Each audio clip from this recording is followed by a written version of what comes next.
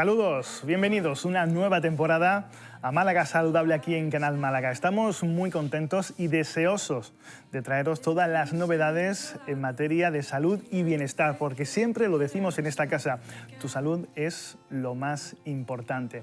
Hoy, en nuestro primer programa de Málaga Saludable, vamos a hablar de la vuelta al cole, pero de otra manera, porque sabemos que es un periodo donde se producen muchos cambios, no solamente con los más pequeños, sino también en el seno del hogar, entre los más mayores, entre los papás y las mamás.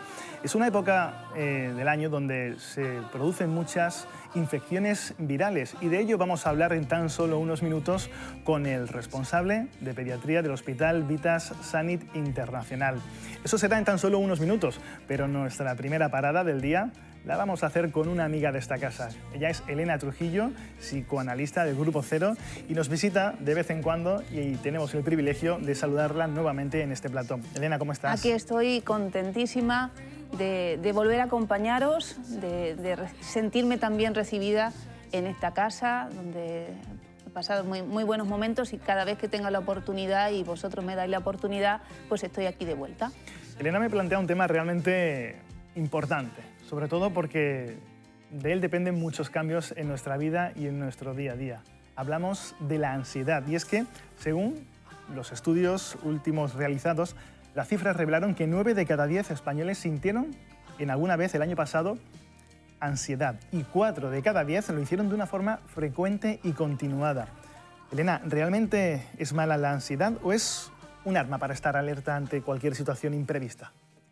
Ahí tenemos que usar el término angustia y ansiedad. La angustia es un término más complejo y más interesante porque tiene que ver con esa relación que tenemos con las situaciones peligrosas o las situaciones de cambio, es decir, que es una medida adaptativa, es una medida de alerta.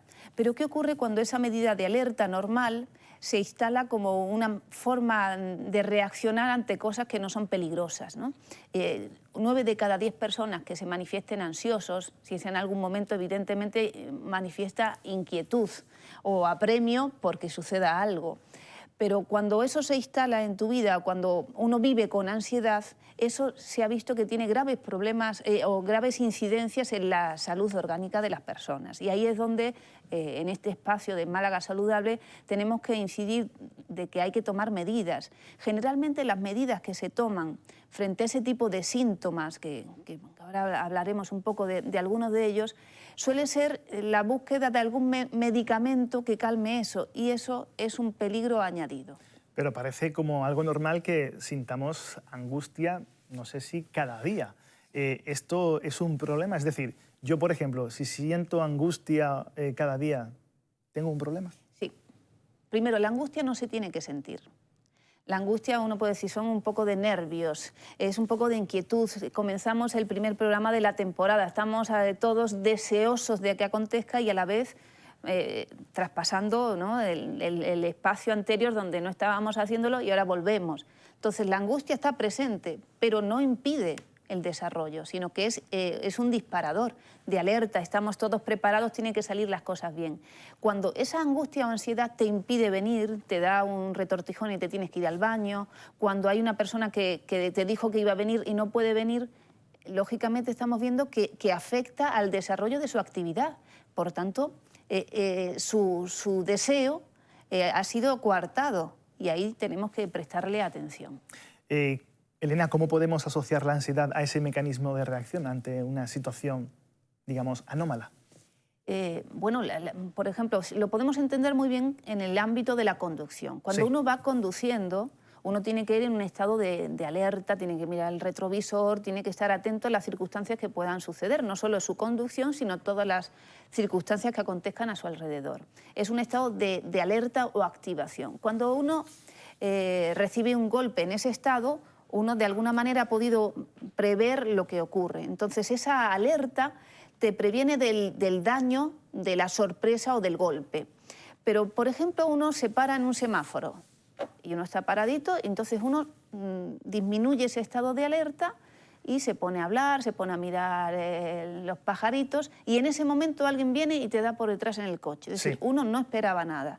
Pues como no estaba ese estado de alerta, la reacción que en uno va a tener ese mismo golpe va a tener una reacción emocional mucho mayor por una sobrecarga para la cual uno no estaba preparado. Entonces, esa preparación de activación nos ayuda a gestionar la energía que desde el exterior viene a nuestro funcionamiento mental. Y cuando es demasiado o cuando no existe, nos genera una cantidad de energía que no podemos gestionar solos. Pero ¿qué ocurre cuando, Elena, esa ansiedad o esa angustia de alguna manera se prolonga en el tiempo sin que exista una amenaza real? ¿Es en ese momento cuando, por ejemplo, tenemos que buscar ayuda? Ahí estamos hablando de psicopatologías. Sí. Es decir, ustedes saben que yo no suelo hablar de enfermedades como si una persona es fóbico, es neurótico, obsesivo. Son estructuras psíquicas que forman parte de la normalidad. Pero cuando uno vive así, además, yo quiero alertar también de una normalización de los síntomas neuróticos, de los síntomas de la ansiedad, como si fuera normal vivir de esa manera, como si fuera normal tener miedo a montar en el ascensor, a ir en coche. Eso no es normal. Es decir, es una respuesta patológica frente a un peligro que no está el peligro. Ahí hay que recomendar a las personas que acudan al psicoanalista para que trate eso que viene como una señal, pero que no es un peligro real. El peligro es un peligro psíquico, una energía que no puede gestionar la persona. Entonces, vivir de esa manera tiene graves efectos. Puedes consultar cualquier estudio que hable del estrés, de la ansiedad, tiene efectos sobre el funcionamiento del cuerpo, ¿no? Sí. Aumenta el cortisol, se puede producir infarto, se puede producir la úlcera gastroduodenal, es decir, que hay efectos corporales de ese malestar y efectos personales en las relaciones que no hay que te aguante nadie. Estamos hablando con Elena Trujillo de la ansiedad y la angustia ante el cambio. Y muchos de ustedes os podéis preguntar, ¿esto está relacionado de alguna manera con el estrés? Es decir, ¿es una consecuencia el estrés de esa ansiedad permanente ante alguna situación pues extraña o anómala en nuestro día a día? Claro, es que están como metidos en la misma bolsa, la angustia, la ansiedad y el estrés, pero lo tenemos que pensar como ese elemento de la angustia, de ese elemento protector y a la vez de algo que nos viene a proteger de algo, porque de lo exterior podemos huir, pero del interior no podemos huir. Entonces, del interior es de lo que se ocupa el psicoanálisis, de estudiar cuál es el peligro interior del que huye esa persona a través de sus síntomas. El estrés, hoy vivimos en una sociedad un poco injusta, donde el desarrollo del trabajo, el desarrollo de las relaciones personales no son del todo satisfactorias, en muchas ocasiones por falta de comunicación, por falta de educación, por falta de infraestructuras también de la propia sociedad, que no propone y no ayuda a que las condiciones sean las mejores para el desarrollo de las personas. Entonces, vivimos en un estado en muchos casos, de supervivencia, pero tenemos que pensar que lo que realmente nos enferma a las personas no es el día a día o cómo vivimos las cosas, sino es la relación que tenemos con nuestras fantasías. Que lo que verdaderamente nos enferma es la huida de la realidad a través de las fantasías, la anticipación, vivir en ideas. Una persona me hablaba de era demasiado ambicioso y ya no lo soy tanto. Bueno, has ganado un ámbito, no que te hayas acomodado, sino que esa ambición te estaba llevando a no valorar la realidad que estabas construyendo y que si uno sigue trabajando cualquier cosa, se produce crecimiento, y con demasiada ambición estamos viviendo una realidad que no existe. Y eso te genera malestar. Y puede llegar incluso hasta bloquearnos en nuestro día a día. Exacto. Elena, las consecuencias del estrés pueden también mermar nuestras capacidades. Conocer, por ejemplo, cómo reacciona nuestro organismo ante una situación no esperada es clave. Estas son algunas de las consecuencias del estrés.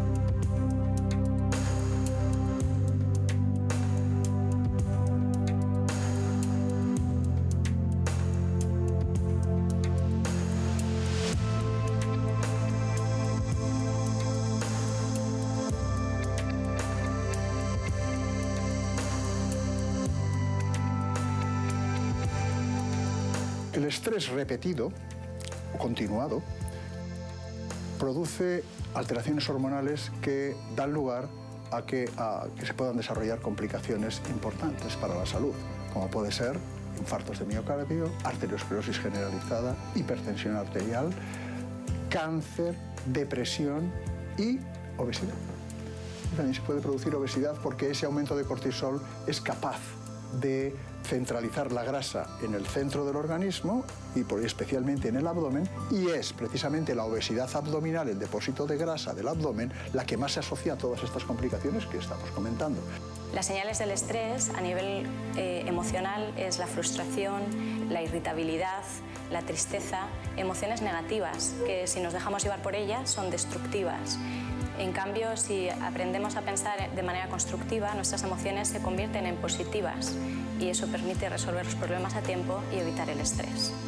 Porque hay personas que están acostumbradas a ser sometidas continuamente a una situación de estrés y, por tanto, en cierto modo, se han adaptado desde el punto de vista mental a, bueno, esta es la manera que tengo de trabajar o la manera que tengo de vivir, pero la realidad es que hay que estar un poco vigilante en este sentido.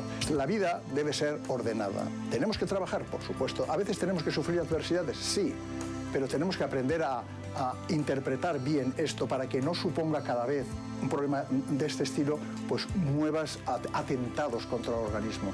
Para las personas muy ocupadas es importante saber equilibrar el trabajo y el descanso, conocerse a uno mismo, conocer las propias resistencias, aprender a descansar y aprender a ocupar el tiempo en cosas sanas, constructivas.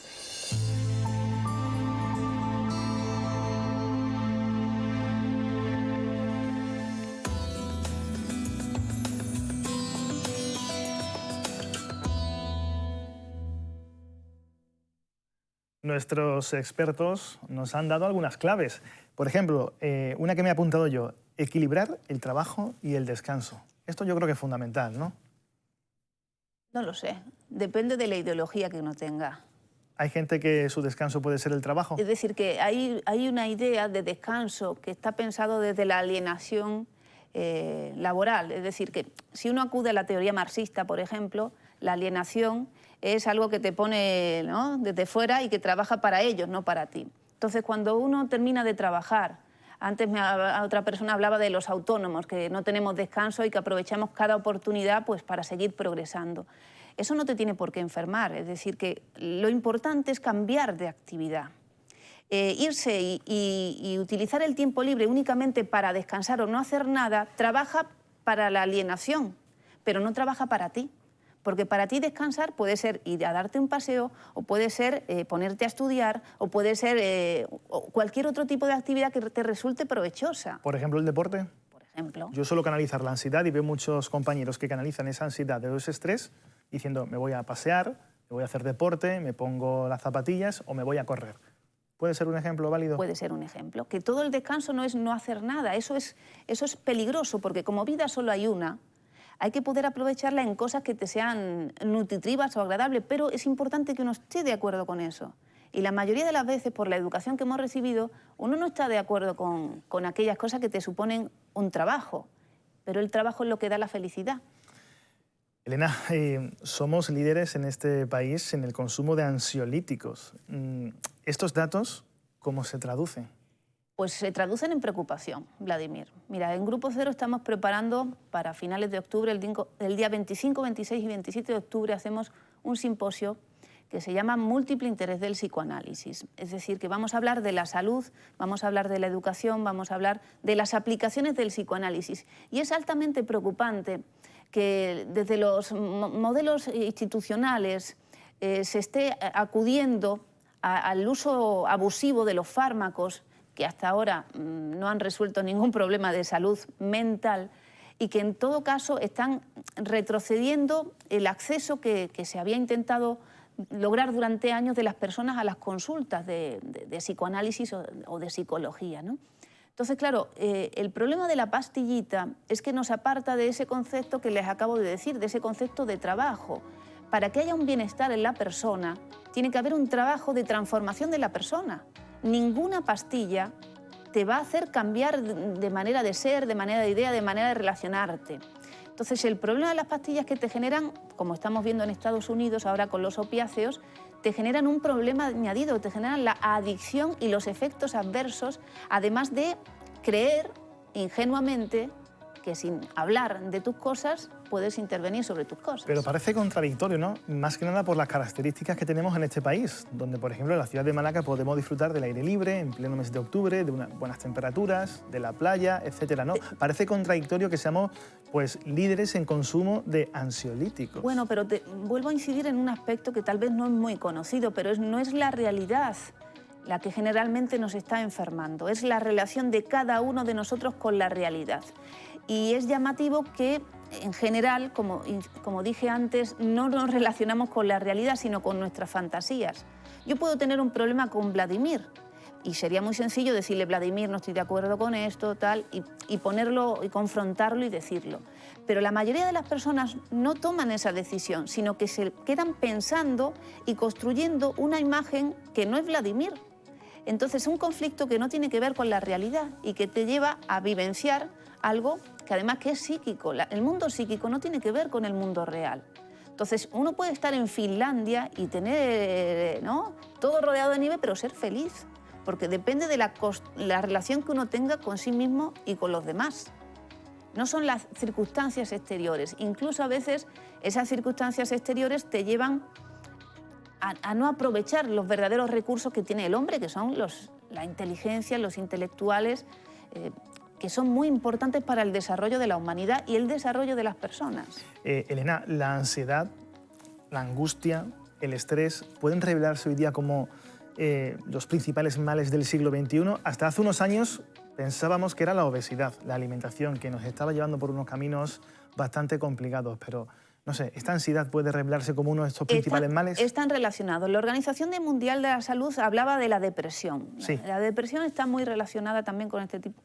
Es decir, la salud mental es lo más importante actualmente en la vida de las personas por su gran incidencia en la salud orgánica. La obesidad está muy relacionada con los procesos depresivos, con los procesos ansiosos, porque es como una enfermedad que encubre cuestiones psíquicas de la relación con los demás.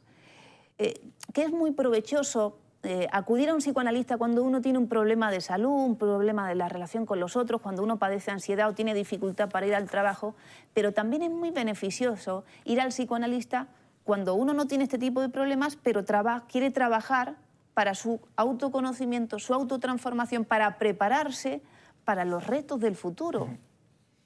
Pues saltamos ahora de la consulta de la psicoanalista que tenemos aquí en plató hasta la consulta de nuestro siguiente protagonista, que es psiquiatra. A él le hemos preguntado cuáles son esos diferentes niveles de ansiedad y, sobre todo, qué ocurre con sensaciones como, por ejemplo, el miedo, la sensación de muerte, la extrañeza. ¿Son algunos de los cuadros más frecuentes? Los vemos.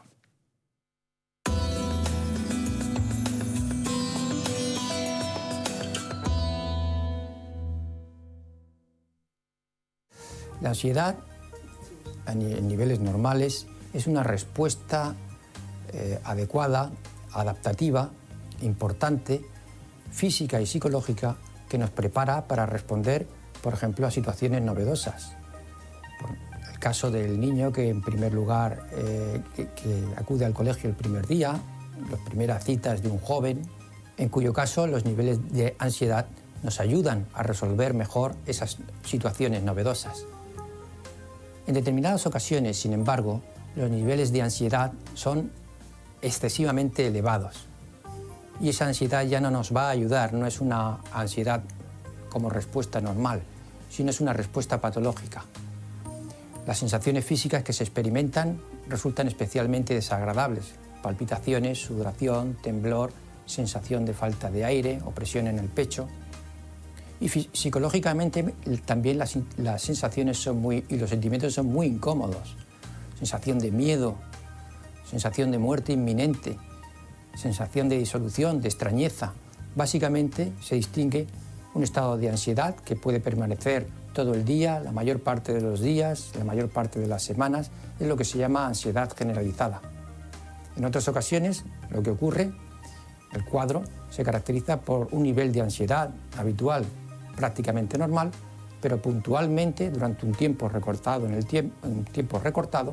aparece una intensidad de los síntomas físicos muy elevada, superior a la del trastorno de ansiedad generalizada, y una sensación psicológica de muerte inminente, de sensación de que una desgracia puede acontecer, etc.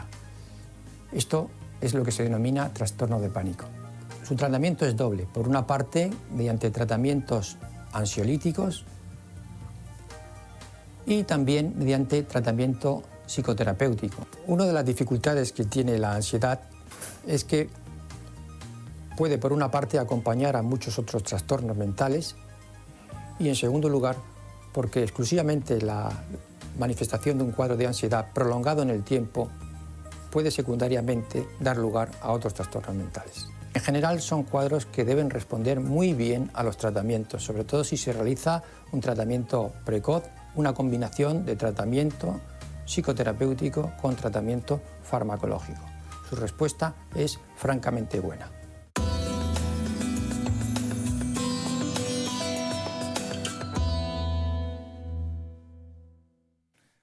Que me gustan a mí los debates. Aquí podríamos entrar en un debate, Elena. Eso. Con el tratamiento farmacológico, el consumo de ansiolíticos, etcétera, etcétera. Por ejemplo, una persona que necesite pastillas para dormir, ¿está enferma? En primer lugar, un psicoanalista nunca se mete en los tratamientos que realice su paciente. Es decir, si toma medicación, si hace yoga, si hace otras cosas, el psicoanálisis no se mete con eso. El psicoanálisis no trabaja con medicación. Desde que se produce la teoría del inconsciente y se trabaja todo el ámbito de la salud psíquica, se ve que el trabajo es psíquico para transformar eso. Entonces, la medicación es otra cosa, que en muchos casos la utilizan, bueno, pues para poder tolerar ese proceso de cambio que tiene que venir, que es necesario realizar. Entonces, uno no se tiene que meter con eso. No vamos a entrar en competencia. La alerta que yo les dije antes es que es muy importante que desde las instituciones, desde el Estado, también se incluya en los hospitales, en los centros de salud, en la idea de salud mental, se incluya el psicoanálisis, que no se puede pensar la salud mental solo con psicofármacos, porque nos encontramos los problemas que estamos viendo de una población sobremedicada y que, sin embargo, tiene esos datos de padecimiento. Entonces no podría ser. Si los fármacos incidieran en eso, disminuirían las cifras y cada vez son cifras mayores. Tanto que hay una epidemia de personas que los médicos les recomendaban unos fármacos y les derivaron en la adicción y luego en convertirse en drogadictos. Entonces, yo creo que el ser humano, el alma humana, requiere de un poco de palabras, ¿no? De tener un lugar donde hablar de las cosas, de darle otra dimensión, de separarlo de los fantasmas, porque el cambio es en cualquier momento. Es decir, que nos tenemos que preparar para cualquier momento de cambio, para no saber lo que va a venir, pero eso no te tiene por qué angustiar o detener o enfermar. Elena, para ir finalizando, tengo 4 cuestiones. Me gustaría y te voy a pedir brevedad. La primera, ¿intentamos huir hoy día de los problemas de una manera superficial? Sí, el otro día mismo leía que vivíamos en una sociedad hedonista, es decir, una sociedad que dice, no me compliques, Elena, no me hables de estas cosas, vamos a hablar de otra cosa. Es decir, no queremos afrontar las cosas que forman parte de la estructura de nuestra vida. Entonces, esa huida es muy peligrosa. Punto 1. El hedonismo es la forma más primitiva de vivir. La forma más avanzada es afrontar las complejidades entre otras personas. Entonces, vivimos en una etapa donde tenemos más avances, pero nos comportamos a veces como un poco retrógradamente. La segunda, ¿convivir con cierto grado de incertidumbre nos puede beneficiar en nuestro día a día? Por supuesto, la vida es con incertidumbre. Cualquier reto, cualquier amor, cualquier situación te expone a la incertidumbre. Entonces, tolerarla es salud. Y cuando no la toleras, estás un poco enfermo y por eso te recomendamos ir a hablar con un psicoanalista. Antonio, 49 años, nos pregunta, ¿se puede estar en shock durante varios meses? ¿Esto el cuerpo humano lo puede soportar?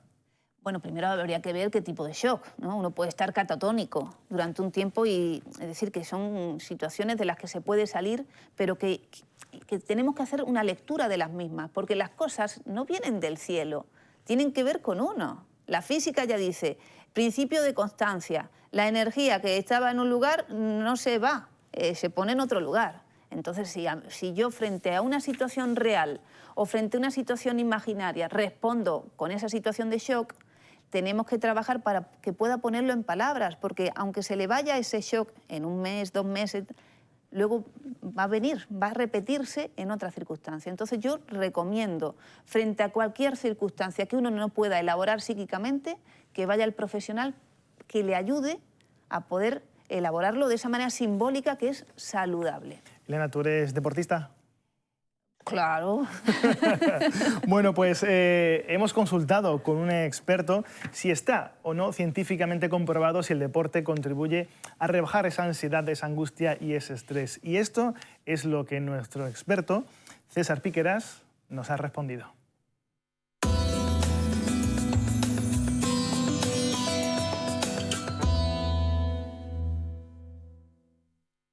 Está científicamente demostrado que cada vez que hacemos deporte se reduce nuestro estrés. Hay muchas personas que viven en entornos profesionales y personales que acumulan una gran cantidad de estrés y este estrés les hace ser menos productivos, menos efectivos, en definitiva, ir a peor.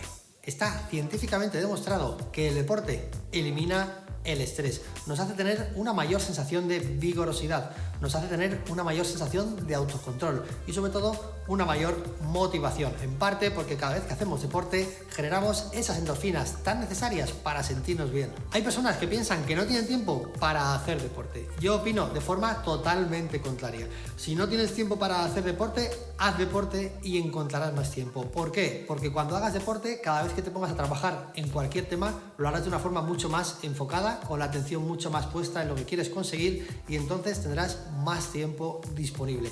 El deporte nos hace más productivos. Por este motivo no puedes decir no tengo tiempo. Por este motivo, si estás muy estresado, no puedes decir la típica excusa de que no tienes tiempo para hacer deporte. Todo lo contrario, si haces ejercicio serás más productivo, conseguirás mejores resultados y en definitiva vas a vivir con una mayor sensación de satisfacción.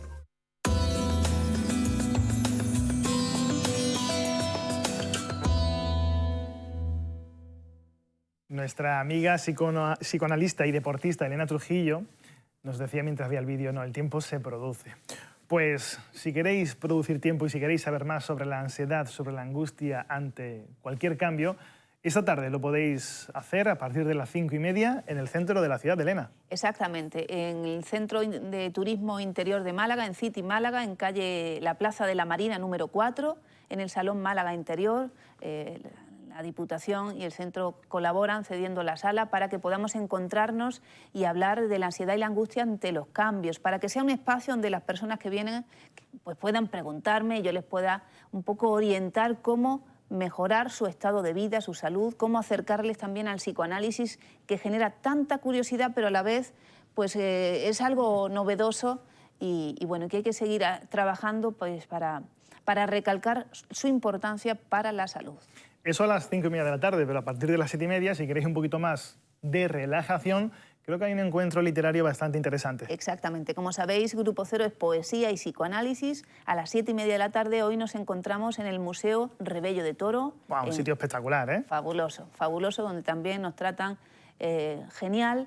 Y a las 7:30, recital de literatura erótica de los talleres del Grupo Cero, que aquí en Málaga Laura López lleva adelante. La conocemos. Exactamente, pues allí vamos a hacer una selección de poesías, de relatos, para encontrarnos con amigos que aman la poesía y que nos aman y que sea un motivo de encuentro. Así que estáis invitados a ambos encuentros y estamos a vuestra disposición para cualquier cosa que necesitéis en el ámbito de la salud. Elena Trujillo, muchísimas gracias por estar con nosotros una vez más. Ha sido un placer.